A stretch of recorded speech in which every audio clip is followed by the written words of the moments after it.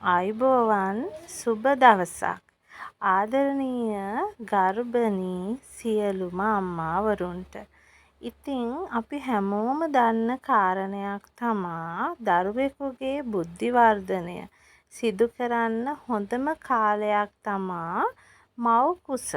ඉතින් අපිට පුළුවන් අපේ දරුවාගේ බුද්ධි වර්ධනය මව් කුස තුල සිටින කාලයේ ඉඳලම මනා ලෙස සිදු කරන්න.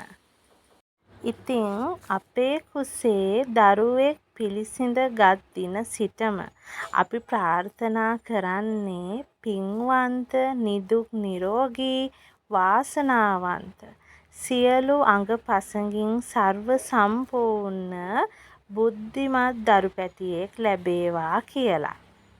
ඉතින් ඒ බුද්ධිමත් දරු පැටියා ලබා ගන්න නම් අපි අපේ සෞඛ්‍ය පෝෂණය ගැන වගේම අපේ මානසික නිදහස හා සතුට ගැන අපි හිතන්න ඕන. ඒ වගේම තමයි අපි අපේ කුසේ වැඩෙන පුංචි පැටියාගේ බුද්ධි වර්ධනය වගේම එයාගේ මානසික නිදහස ගැනත් හිතන්න ඕන. අපි සාමාන්‍යයෙන් දන්න දෙයක් තමා දරුවෙක් අපේ කුසේ ඉන්න කාලෙදී අපි විටමින් වර්ග ගන්නවා. ගුණදායක කෑම වර්ග ගන්නවා.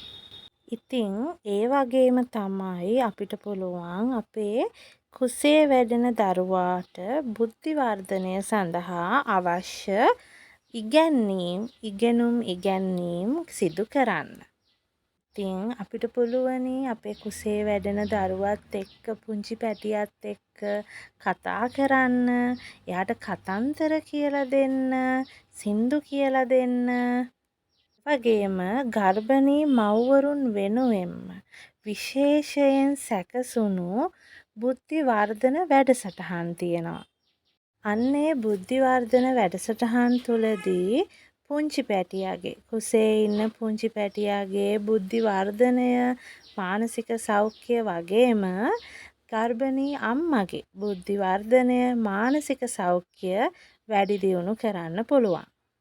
ඉතින් මේක හරීම විනෝදජනක වැඩක්. අපි ඉතින් බලමු හෙට ඉඳලා කොහොමද මේ වැඩේ වෙන්නේ කියලා. ඉතින් ඔයාලත් මගෙත් එක්ක එකතු වෙන්න අපි අපේ කුසේ ඉන්න පුංචි පැටියාගේ බුද්ධි වර්ධනය මනා ලෙස දියුණු කරගමු. එහෙනම් හැමෝටම සුබ දවසක්. පළවෙනි පරිච්ඡේදය මෙතනින් නිමයි.